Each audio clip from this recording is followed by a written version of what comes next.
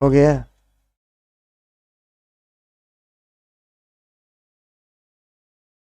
Hello friends, good evening everybody. देखो भाई, math के फिर तीसरे चौथे सेट में हम लोग आगे बढ़ते हैं। ठीक है, चौथे नंबर सेट की ओर आगे बढ़े भाई, बिना किसी टेंशन का स्टार्ट किया जाए। अब देखो जी, पहले हम लोग ब्रैकेट की क्रिया करेंगे और भाग दे देंगे। तो 9 को 3 से भाग दीजिएगा, 9 से भाग दीजिएगा 3 में। ठीक है, देखो 9 में भाग देंगे 3 से तो 3 बार भाग लगेगा। अब 6 में से 3 घट गया तो 3, और 3 भागा 3 1 हो गया जी। और 60 को 3 से भाग दे दीजिए तो 20 हो गया। 20 में से 1 घट गया 19, 38 में से 19 घटेगा तो 19 हो जाएगा जी। अब 45 में से 19 घटा दीजिए, 26 आपका आंसर हो गया। एकदम सरलीकरण है जी, बेसिक है, इसको कुछ नहीं करना है। ठीक है, चलिए अब हम लोग दूसरा सवाल देखते हैं।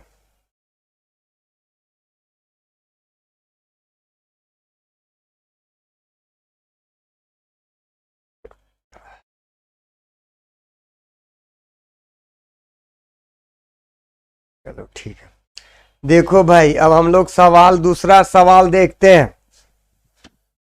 देखिए दूसरा प्रश्न देखिएगा, कहता है विज्ञान पुस्तक में 5:4 के अनुपात में भौतिक विज्ञान और जैविक विज्ञान के दो खंड शामिल है। 540 पृष्ठों की किताब बनाने के लिए जैविक विज्ञान के कितने पेज होंगे? अब देखो जी, यहाँ पे 5 4 9 है, तो 9 बराबर हो गया 540, टोटल मिला के 540 है जी। तो 9 बराबर 540 है। अब जैविक विज्ञान का रेशियो 4 है, इसलिए 4 बराबर कितना होगा निकालिए। 540 बटे 9 गुने 4, काट दो भाई, 60 हो जाएगा।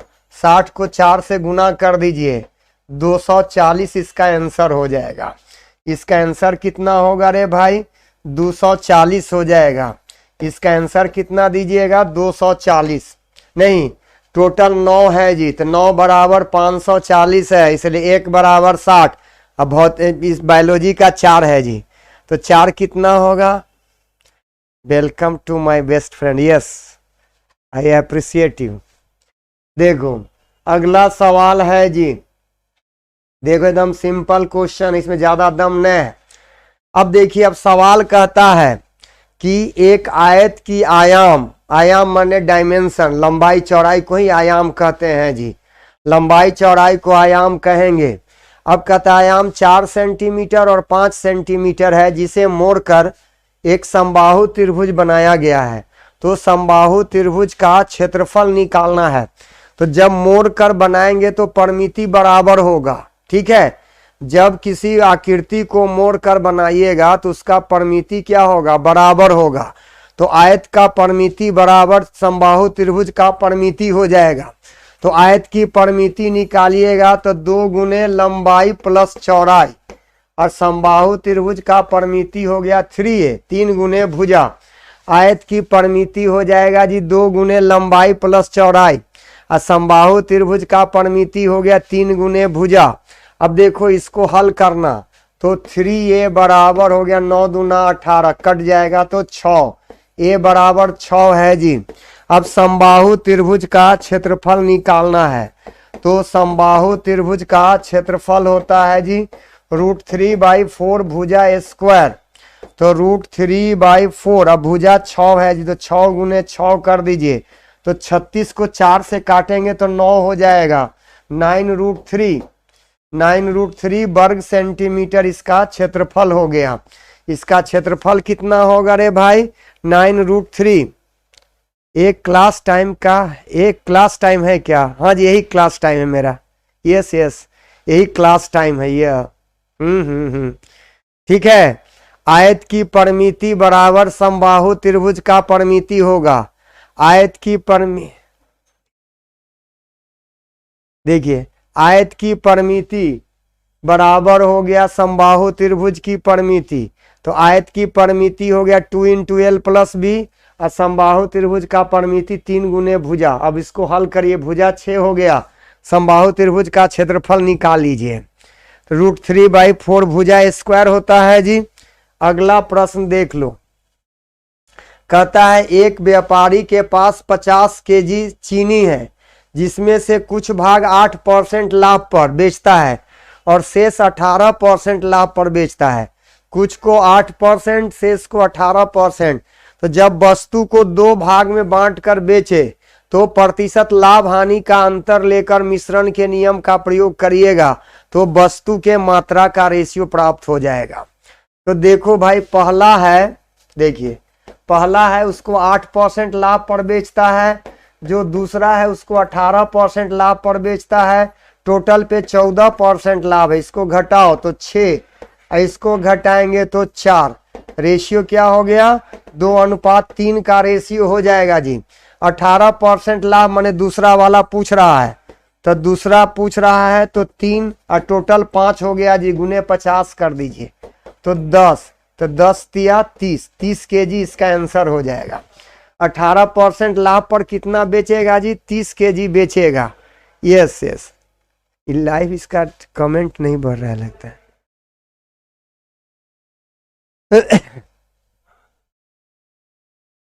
ठीक है जी, चलिए लिख लिया।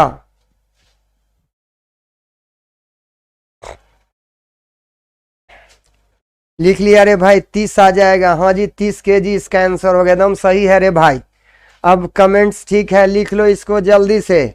बस कंसेप्ट रखिएगा कि जब भी मिश्रण के नियम का प्रयोग, जब भी वस्तु को 2 भाग में बेचता है तो मिश्रण के नियम का प्रयोग कर लीजिएगा। जब भी वस्तु को 2 भागों में बांटकर बेचता है, आप क्या करना? मिश्रण के नियम का प्रयोग कर लेना रे भाई, और प्रतिशत लाभ और हानि का अंतर लेकर मिश्रण के नियम का प्रयोग करेंगे।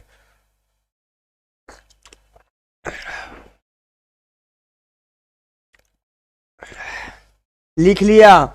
चलिए लिख लिया रे भाई।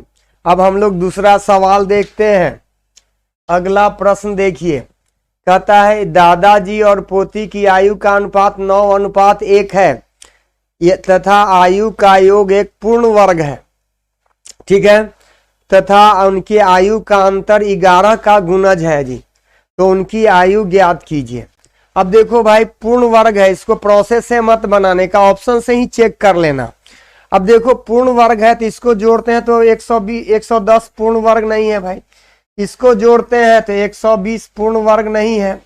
इसको जोड़ते हैं 88 पूर्ण वर्ग नहीं है। अब इसको जोड़ते हैं तो 121 पूर्ण वर्ग आ जाता है। इसलिए इसका आंसर डी हो जाएगा। इसका आंसर क्या दीजिएगा? डी। 19, 99 और 22 को जोड़ने पर 121 आता है जो पूर्ण वर्ग है, और 99 भी 9 से कट जाता है और 22 भी 2 से कट जाता है। 99 और 22 का रेशियो लीजिएगा तो 9:2 का रेशियो हो जाएगा। इसलिए इसका आंसर क्या दे दीजिएगा भाई? डी ऑप्शन हो जाएगा। इसका आंसर दीजिएगा डी ऑप्शन, है ना। इसका आंसर हो गया डी। एकदम ठीक है रे भाई, एकदम गर्दा उड़ा दे। हम लोगों को विद्वान नहीं बनना है, हम लोगों को आंसर मिलाने का तरकीब सीख लेना है। आंसर कैसा हूं मिल जाए वही विद्वान आदमी है।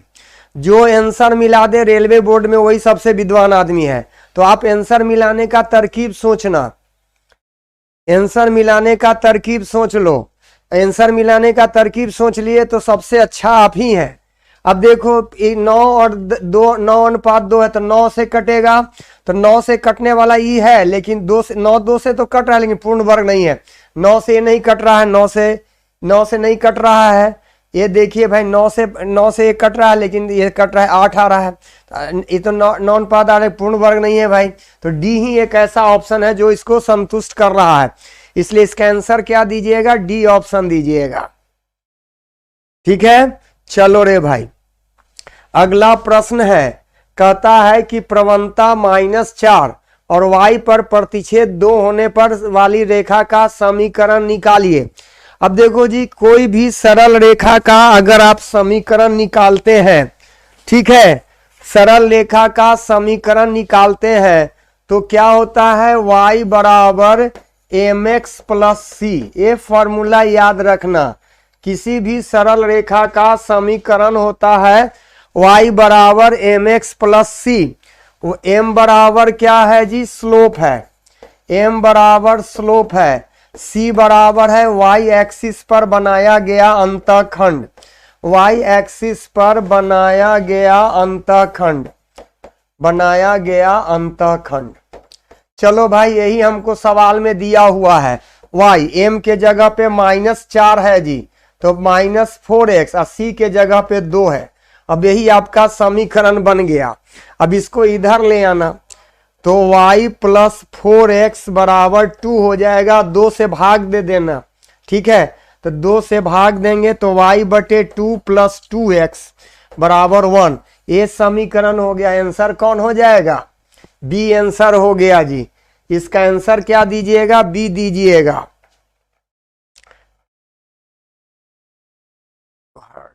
अच्छा,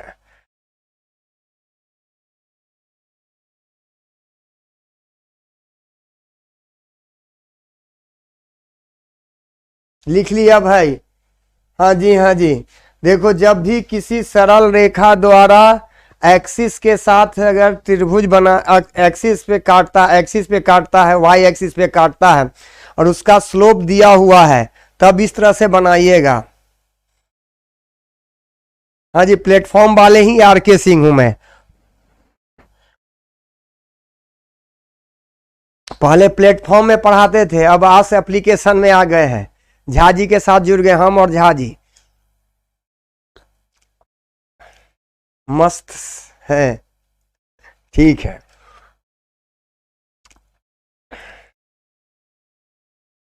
देखो भाई, एसके झा सर का क्लास आज होगा। कल तो नोटिस दे ही दिया था कि नहीं क्लास लेंगे। आवा, देखो अगला सवाल है जी। एक समकोणीय पिरामिड का आधार 16 इकाई वाला विकर्ण वाला एक वर्ग है। इसकी तिर्यक भुजा 17 है, तो ऊर्ध्वाधर ऊंचाई निकालिए। अब देखो, अब कहता है जी समकोणीय पिरामिड का आधार का इकाई आधार 16 इकाई विकर्ण वाला एक वर्ग है जी। अब देखो, एक वर्गाकार विकर्ण वाला पिरामिड है भाई, है ना, वर्गाकार भुजा वाला, वर्गाकार बेस वाला एक पिरामिड दिया हुआ है। तो देखो भाई, वर्गाकार बेस वाला एक पिरामिड इस तरह से है। अब इसका विकर्ण है, इसका विकर्ण है, तो विकर्ण कितना है जी, 16 है। तो विकर्ण तो 2 बराबर भाग में बांटेगा तो 8 हो गया। अब देखो, ये तिर्यक भुजा दिया हुआ है 17 है। अब ये इसका हाइट निकालना है। तो देखो भाई, 8, 15, 17 ट्रिपलेट नंबर होता है ना। 8, 15, 17 ट्रिपलेट नंबर होता है कि नहीं होता है भाई। 8, 15, 17 ट्रिपलेट नंबर होता है। इसलिए देखो भाई, ये 8 है, ये 17 है, तो ये कितना हो गया, 15। इसकी ऊंचाई कितना हो गया, 15 से इकाई हो जाएगा। 15 इकाई आंसर दे दीजिए। इसका हाइट कितना होगा भाई, 15 हो जाएगा। सर आज आप व्हाट्सअप ऐप ग्रुप भी है क्या? नहीं, मेरा व्हाट्सअप ग्रुप अभी नहीं है, लेकिन व्हाट्सअप ग्रुप आज बनवा लेते हैं, तो कल आपको दे दूंगा। यस, 100% व्हाट्सएप ग्रुप वाला आपको दे दूंगा भाई। लिख लिया। देखो, ए पिरामिड है, ए वर्ग है। वर्ग का विकर्ण एक दूसरे को क्या करता है, समकोण पे काटता है और समद्विभाजित करता है। तो 16 का आधा 8 हो गया। तिर्यक भुजा ए हो गया। तिर्यक भुजा 17 है जी, तो इसका हाइट कितना हो गया, 15 हो जाएगा। इसका हाइट कितना हो गया, 15। ठीक है, हाइट 15 दे दीजिए भाई। हाँ जी, एकदम सही है। ट्रिपलेट नंबर का प्रयोग कर लेने का।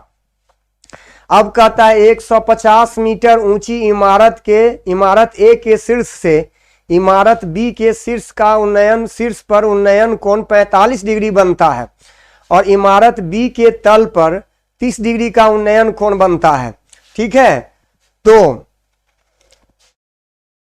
तो बी की ऊंचाई निकालिए। अब देखो भाई, ये सवाल कहता है ऐसे बनाइए, ऐसा दिया हुआ है, ऐसा है जी। अब कहता है ए, मान लो ए बिल्डिंग है, दूसरा बी बिल्डिंग, ऐसा दिया हुआ है। अब कहता है कि 150 मीटर ऊंचे इमारत के शीर्ष से इमारत बी के शीर्ष पर उन्नयन कोण कितने डिग्री का बनता है, 45 डिग्री का उन्नयन कोण बनता है। इसको ऐसे मिला दो भाई, ये जो उन्नयन कोण बनता है यह 45 डिग्री का उन्नयन कोण है। अब कहता है कि इमारत बी के तल पर 30 डिग्री का उन्नयन कोण बनता है। इमारत बी के तल पर 30 डिग्री का उन्नयन कोण, ये 30 डिग्री का कोण बनता है। अब देखो, अब सवाल हम लोगों को बनाना है जी। ये 150 है तो ये भी 150 हो जाएगा। चलो भाई, अब देखिए, अब यहाँ पे 30 डिग्री है भाई, तो ये कोण 60 डिग्री हो जाएगा। ये अगर आपका 1 है तो ये √3 हो जाएगा। तो देखो भाई, 1 बराबर 150, तो √3 बराबर कितना हो गया? 150 √3 हो जाएगा। फिगर देख लो, सवाल में कुछ न है जी। देखो यहाँ पे कहता है तल बी के तल पे 30 डिग्री का उन्नयन कोण बनता है, और शीर्ष पर कहता है कि 45 डिग्री का उन्नयन कोण बनता है। ये 30 है तो ये कोण 60 होगा, इसको 1 मानिए तो √3 हो गया। तो 1 बराबर 150, तो √3 बराबर 150 √3 हो गया। अब देखो जी, ये 150 √3 आ गया, और tan 45 डिग्री है तो लंब और आधार बराबर होगा, इसलिए ये भी 150 √3 हो गया। तो बी का जो हाइट है वह कितना है, दोनों को जोड़ देना, तो 150 √3 और प्लस 150 जोड़ दीजिए। 150 को कॉमन करेंगे तो √3 + 1, यही आपका आंसर हो जाएगा, है ना। √2 कहां से दे दिया है जी? यहाँ पे √3 है जी, है ना, यहाँ पे √3 है जी। ठीक है, इसको लिखिएगा, √3 कर दो, 1 + √3 हो जाएगा। ठीक है, इसका आंसर ए दीजिएगा। सर जी टेक्नीशियन को समझाते नहीं है कि क्वेश्चन का पीपीटी थोड़ा गैप देकर बनाए। अच्छा, ठीक है, ठीक है, ठीक है रे भाई, एकदम क्लियर है। ए आंसर होगा, यस, एकदम इसका आंसर ए होगा। ठीक है, देखो कुछ नहीं है, ए 30 डिग्री का है, ए 60 है, तो ए अगर 1 मान लेंगे तो tan 60 का वैल्यू √3 होता है। तो 1 बराबर हो गया 1 बराबर 150, तो √3 बराबर 150 √3 हो जाएगा। अब ए 150 √3 भी 150 √3 आ गया जी। अब ए 45 डिग्री है तो लंब और आधार बराबर होगा, इसलिए 150 √3 भी 150 √3। टोटल डिस्टेंस निकाल लीजिए, दोनों को क्या करिएगा, जोड़ दीजिएगा। 4 नंबर फिर से बताना है? अच्छा ठीक है, बता देंगे लास्ट में, पहले आगे चलिए। देखिए अगला सवाल है जी, कहता है, अगला प्रश्न है जी, कहता है कितने प्रतिशत ब्याज की दर से कोई राशि 30 वर्षों में स्वयं का दुगना हो जाएगा। अब देखो भाई, कोई भी राशि साधारण ब्याज के अंतर्गत n गुना हो जाए, n गुना हो जाए, n गुना हो जाए। यदि कोई राशि साधारण ब्याज के अंतर्गत n गुना हो जाए तो r × t बराबर होता है n - 1 × 100। अभी हमारा इक्वेशन है जी, इस इक्वेशन को याद रखना। ठीक है, r × t बराबर n - 1 × 100। r × t बराबर क्या लिखिएगा, n - 1 × 100। ठीक है जी। अब देखो रेट हमको निकालना है, समय है 30 वर्ष, दुगना है तो 2 - 1 × 100। अब देखो 1 0 1 0 गैप, तो r बराबर हो गया 10/3। तो 10/3 बराबर कितना हो जाएगा, 3.1/3%। 3.1/3% इसका वैल्यू हो जाएगा रे भाई, एकदम सही है। ठीक है जी। चलिए, जब भी साधारण ब्याज के अंतर्गत कोई राशि n गुना हो जाए तो r × t बराबर n - 1 × 100 लिखिएगा।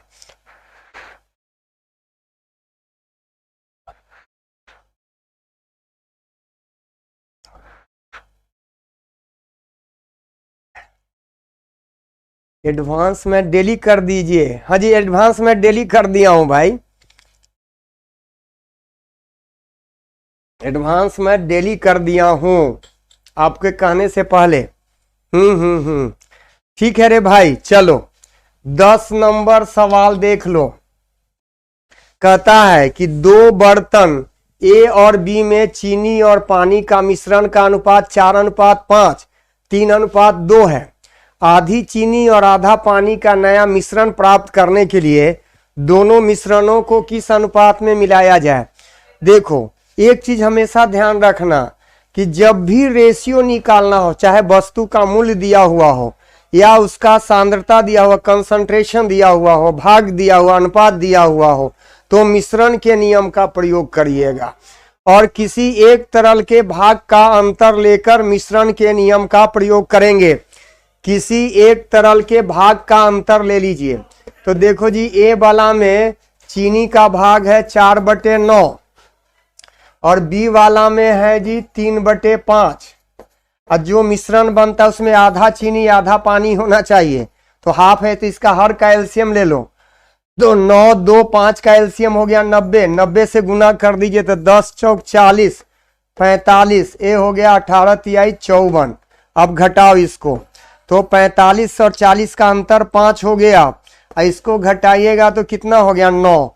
अब रेशियो कितना हो जाएगा 9:5। ए और बी तरल को किस अनुपात में मिलाएगा भाई, 9:5 में मिलाएगा। ठीक है, 9:5 में मिलाएगा। Sir ji guess paper group D guess paper कैसे मिलेगा? आप ऑनलाइन भी मंगा सकते हैं, ऑफलाइन भी मंगा सकते हैं, कोई दिक्कत नहीं है। ऑनलाइन भी मंगाइए, ऑफलाइन भी किताब मंगा सकते हो। देखो बस इतना कंसेप्ट रखना कि जब भी रेशियो निकालना रहे आप मिश्रण के नियम का प्रयोग कर लीजिएगा। जहां भी रेशियो निकालना रहे, चाहे दो मिश्रण को मिलाए चाहे दो वस्तु को मिलाए, आप मिश्रण के नियम का प्रयोग करके बना लेना। मिश्रण के नियम का प्रयोग करके क्या कर लेना रे भाई, हल कर लेना है। ठीक है, चलिए अगला सवाल देखो, कहता है एक विद्यालय में 1200 छात्रों के से उसके आगमन के वाहनों के बारे में पूछा गया तथा प्राप्त सूचनाओं को निम्न पाई चार्ट द्वारा दर्शाया गया। तो दी गई सूचना के आधार पर ज्ञात करें कि कितने छात्र कार द्वारा विद्यालय आते हैं। अब देखो जी 150 डिग्री है, टोटल कोण 360 डिग्री होता है, तो 360 डिग्री बराबर 1200 है, इसलिए 150 बराबर कितना होगा निकालिए। तो 1200 बटे 360 गुने 150, 0 0 गायब है जी, इसको काटिए, 12 तिहाई 36। ठीक है, तो 12 से काटेंगे तो 312 से काटिए, तो 12 से इसको कैंसिल कर दो भाई। जब इसको 12 से काटिएगा तो 12 1 कम 12 100 हो जाएगा, ये 3 हो जाएगा, ये कट जाएगा 5 हो गया, तो 500 विद्यार्थी हो जाएगा। तो 500 विद्यार्थी कार से आते हैं जी। 360 डिग्री बराबर 1200, टोटल कोण 360 है ना होगा, तो 360 केंद्र पर 360 डिग्री का कोण बनेगा रे भाई। और टोटल कितना है, टोटल है जी 1200, तो 360 बराबर 12 डिग्री है, 360 बराबर 1200 है, इसीलिए 150 डिग्री कितना होगा निकाल दीजिए। 150 डिग्री कितना होगा निकालिए। ठीक है भाई, चलो हाँ जी, एकदम सही बना रहे, एकदम सही है जी, एकदम सही है। हाँ जी एकदम सही है, एकदम सही है रे भाई, अच्छा है। देखिए अगला प्रश्न है जी, कहता है वह समीकरण ज्ञात कीजिए जिसके मूल a+√b तथा a-√b है। अब देखो भाई समीकरण बराबर यही ना होता है, समीकरण बराबर होता है x² minus alpha plus beta into x plus alpha into beta बराबर 0, यही समीकरण है जी। तो हम लोग क्या करें, अल्फा प्लस बीटा का वैल्यू निकालें, तो a+√b अब प्लस a-√b, तो +√b -√b कट गया तो 2a हो जाएगा।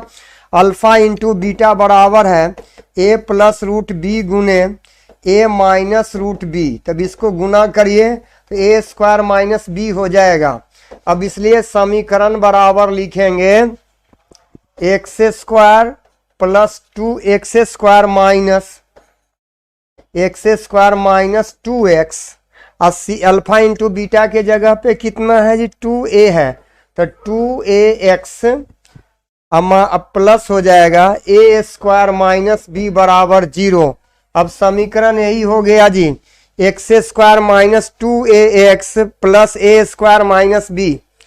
ठीक है जी, अब इसका आंसर यही दे दीजिएगा, इसका आंसर कौन हो जाएगा, बी ऑप्शन हो जाएगा ना जी। इसका आंसर क्या दीजिएगा? बी। यस, डी नहीं होगा, बी होगा। हाँ जी, बी ठीक बनाया जी। ऋतिक रोशन कुमार, जय नंदन, ठीक है एकदम। देखो बस ये याद रखना है, बेसिक चीज है। समीकरण बराबर होता है x square minus alpha plus beta into x plus alpha into beta बराबर 0। यही ना समीकरण है जी, ठीक है। चलिए, बहुत अच्छा, बहुत अच्छा बात है जी।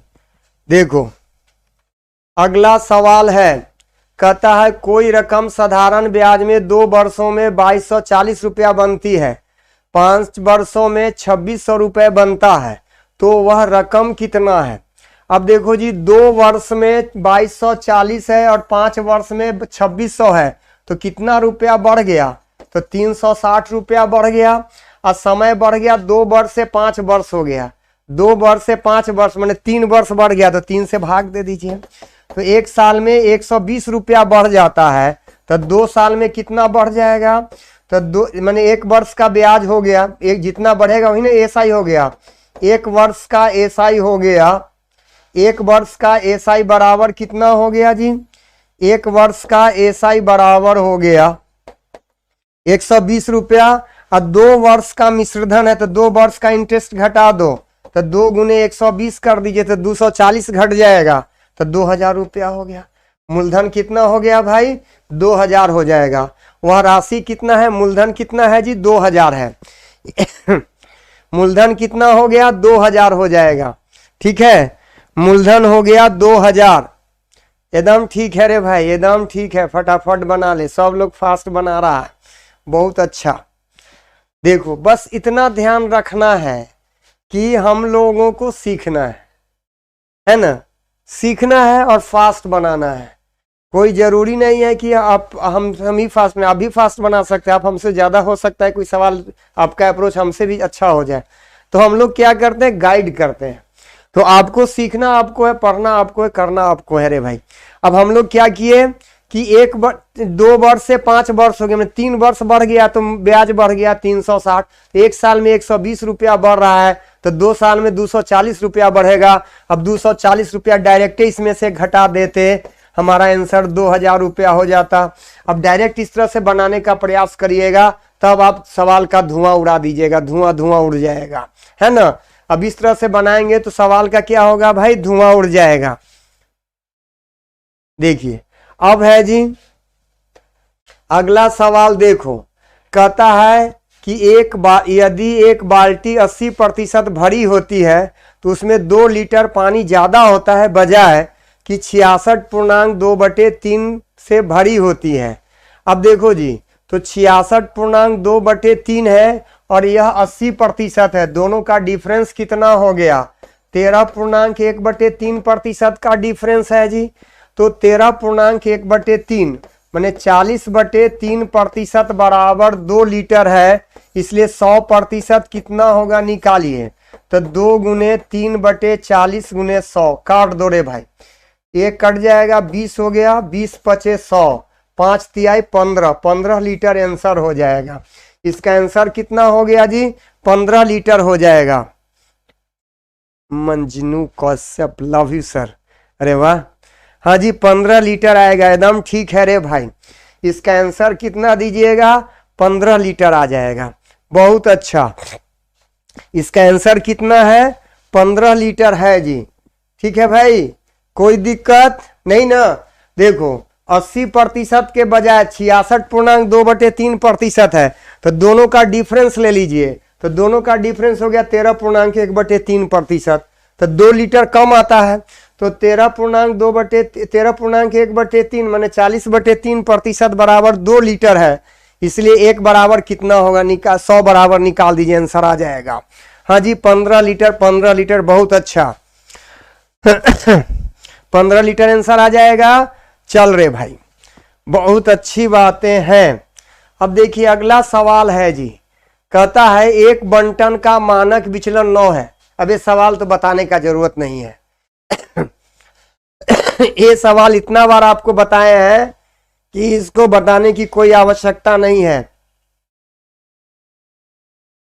समझ में नहीं आ रहा है क्या करे सर जी? एकदम क्या करें समझ में नहीं आ रहा, अभी आपको समझना है और करना है। अभी आपके पास समय ही समय है सीखने के लिए, अच्छा करने के लिए। देखो भाई, अब एक कहता है विचरण, विचरण बराबर या प्रसरण बराबर होता है, वेरिएंस बराबर होता है, प्रसरण बराबर होता है मानक विचलन का वर्ग। ठीक है, प्रसरण बराबर क्या होता है जी, विचलन बराबर क्या होता है, मानक विचलन का वर्ग। तो मानक विचलन 9 है, तो 9 का स्क्वायर कर दीजिए, तो 9 का स्क्वायर कितना हो गया 81। अब इसका आंसर 81 दे दीजिए। इसका आंसर कितना होगा भाई, 81 हो जाएगा। एकदम ठीक है रे भाई, इसका आंसर हो गया 81। ठीक है, चलिए देखो, अब देखो भाई, एक कहता है 4 अंकों को आरोही क्रम में रखने पर, आरोही माने बढ़ते क्रम में रखने पर WXYZ है, सबसे छोटे 3 अंकों का औसत 25.5 है, जबकि सबसे 3 बड़े अंकों का औसत कितना है जी 29.5 है। तो इसका परास निकालिए। अब देखो इसका डिफरेंस ले लो पहले, इसका डिफरेंस कितने का है जी 4 का, और 3 राशि का है, तो 4 गुने 3 कर दीजिए 12, मार दे आंसर इसका 12। इसका आंसर कितना होगा रे भाई 12 हो जाएगा, एकदम कुछ नहीं है। परास माने क्या होता है, परास माने होता है maximum minus minimum, maximum minus minimum माने बड़ा, सबसे बड़ा माइनस सबसे छोटा, हुई ना परास होता है। रेंज जब भी निकालना है तो मैक्सिमम माइनस मिनिमम लीजिएगा। तो देखो इसका औसत का मार्जिन है 4 का, 3 संख्या है तो 3 से गुना कर दीजिए, 4 तिहाई 12। हाँ रे भाई एकदम गर्दा उड़ा दिया, 12 12 12 रे भाई एकदम गर्दा उड़ा दिया। ठीक है भाई, हाँ जी, इसी को रेंज कहते हैं। परास रेंज परिसर दोनों एक ही चीज है, परास रेंज परिसर सब एक ही है भाई। और इसका कैसे निकालिएगा, maximum minus minimum, maximum minus minimum.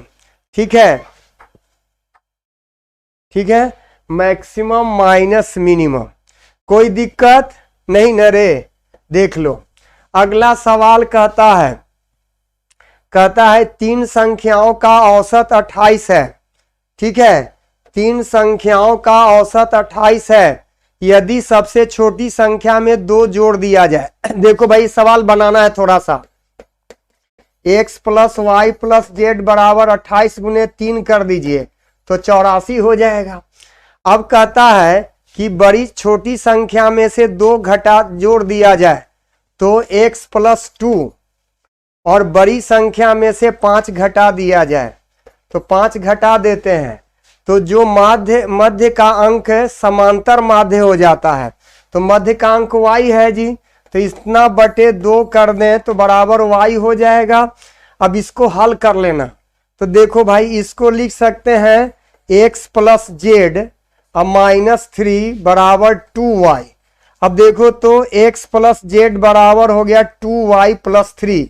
अब यहीं पे वैल्यू यहाँ पे रख दो, अब यही वैल्यू रख देते हैं यहाँ पे, तो x प्लस जेड का वैल्यू 2y प्लस 3 रख दीजिए।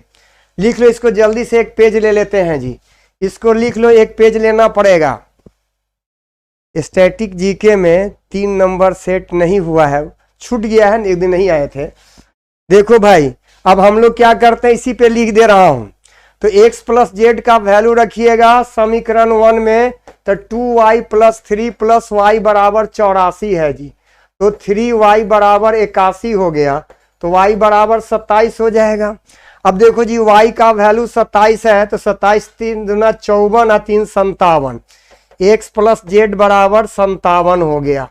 अब इसका परास कहता है जी कितना है 36 है, तो z माइनस 5 और माइनस x माइनस 2 बराबर 36 ऐसा दिया हुआ है, तो z माइनस x बराबर हो जाएगा 43।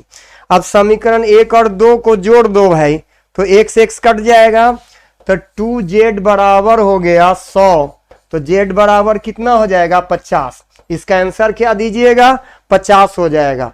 सबसे बड़ा वैल्यू कितना होगा भाई 50 आ जाएगा, है ना। देखो यहाँ पे आ गया z माइनस एक्स बराबर 43 है, z प्लस एक्स बराबर 57 है।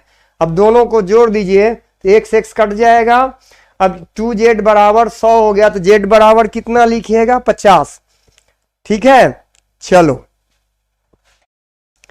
क्वेश्चन मैच नहीं कर रहे हैं। अच्छा, आपका मैथ का क्वेश्चन किताब में मैच नहीं कर रहा है।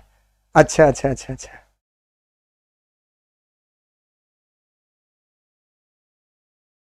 टेक्नीशियन को समझाते नहीं है सर, क्वेश्चन का पीपीटी पे गैप देकर लिखा। अच्छा भाई ठीक है, लिख लिया। देखो भाई अगला प्रश्न है, लिख लिए ना।